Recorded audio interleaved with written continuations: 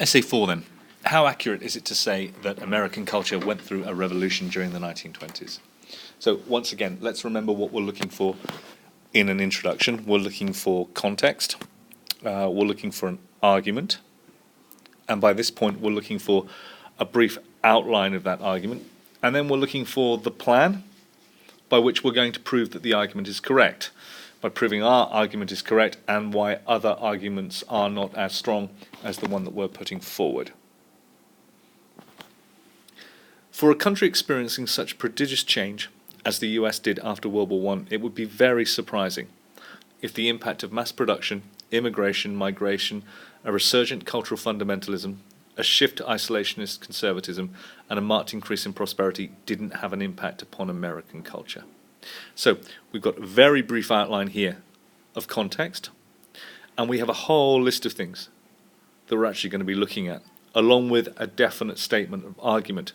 It would be remarkably surprising if America didn't experience a revolution in the light of all the changes that are listed.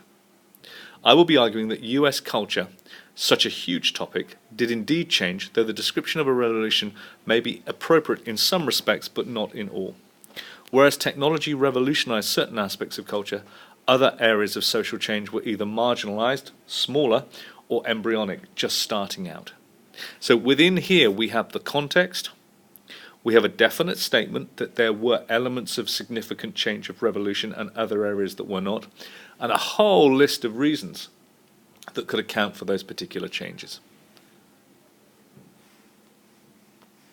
Okay, so moving into the paragraphs now, what we're looking for is PEA-EA. I believe that technological innovation led to the greatest changes in US culture. The war and mass production would lead to a rapid and sweeping changes to US culture and society. What Ford did for the car with mass production was copied by countless manufacturers both before, during and after the war. Initially for wartime production and then afterwards for consumer goods, the production line simplified manufacturing and drove down prices. Married to an increase in post-war wealth, the US experienced a boom in consumer spending and eventually a changed cultural mindset. So obviously in here what we're talking about is culture being linked to technological innovation. The habits and behavior of Americans are the culture that are being looked at here. The psychology of consumption. Sociological surveys in the 1920s showed that the motor car was identified as a need rather than a wanted luxury good by the mid-1920s. Although perceived by many as a positive contribution to US society and culture, nonetheless the motor car had a massive impact on rural agrarian USA. Social mobility and an increased urbanization would be a long-term consequence of this innovation and consequent reaction by many conservative Americans to the changes it brought. It certainly revolutionized the USA, if not only by the car but by other innovations like the radio. Now in doing that, what the candidate is doing is linking the two paragraphs together. So we have in our first paragraph a sweeping change of how technology has affected culture. Now we're looking at a specific example of technological innovation affecting culture. The radio would supersede in the 1920s the newspaper as the principal form of media in the USA. Despite never being cheap, its penetration into US society was nothing short of a revolution. Privately funded, advertising would be their principal source of income. Married to mass production, the radio would become the means of selling to the US public. Radio would also provide content relevant to its audience. In conservative America, it became a voice for right-wing views and religious content, reflecting the resurgent views of the WASPs empowered by the triumph of the Republican Party ascendancy. Universally across the USA, it became a way for the USA to collectively access sports and major events on a national scale, opening up access and forging a single US identity out of the disparate ethnicities and vast geography of the country. For the first time, every American could access the same news simultaneously. In other areas, cultural changes were reflected. Manhattan in New York being a prime example. So again, another linking paragraph to another area of culture, which is clearly going to be the Harlem Renaissance. In this paragraph, however, we have PEA-EA. We keep coming back to different concepts and different evidence and analysing them in turn. So we are developing our paragraphs from PEA to PEA-EA as we categorise certain topics and explore them more fully.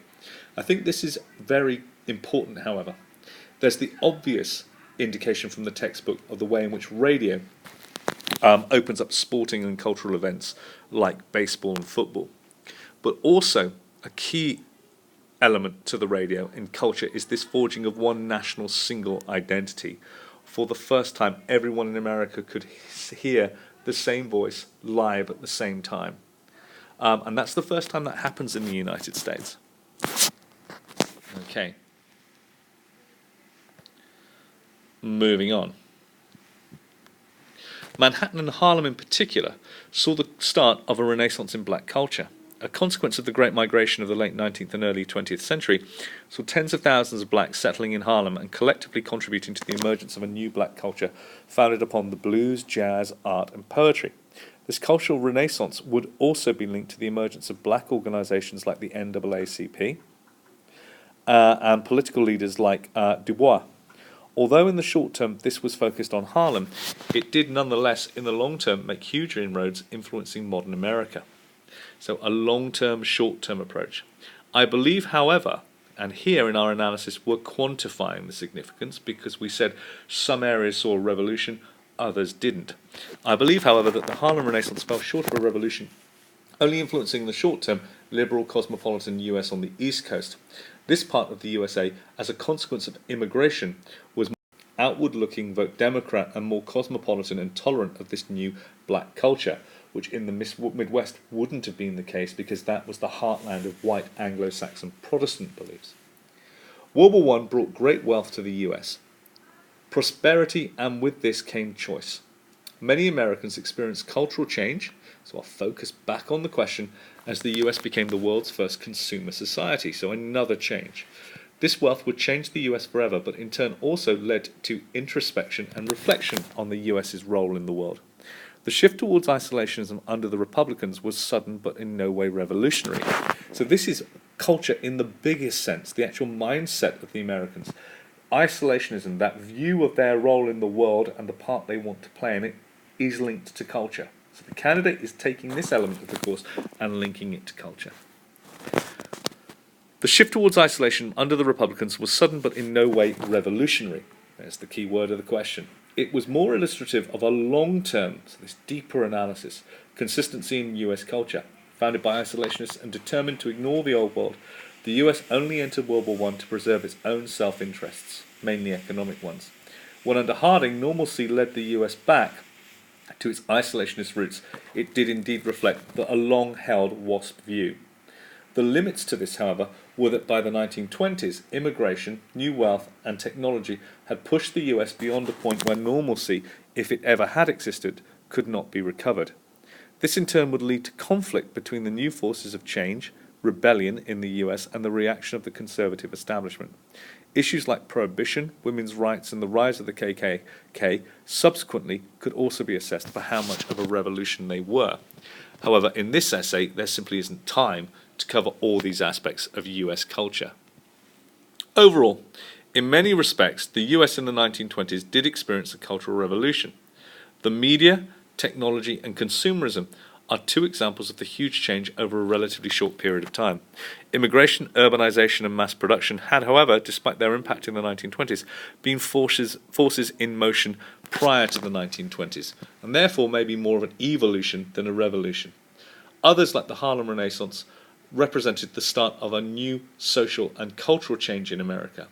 1920s USA was ultimately labeled as the Jazz Age, distinct from other decades before it, but beneath the surface it is far more a complex mixture of reaction, rebellion, change and continuity, rather than a clear revolution.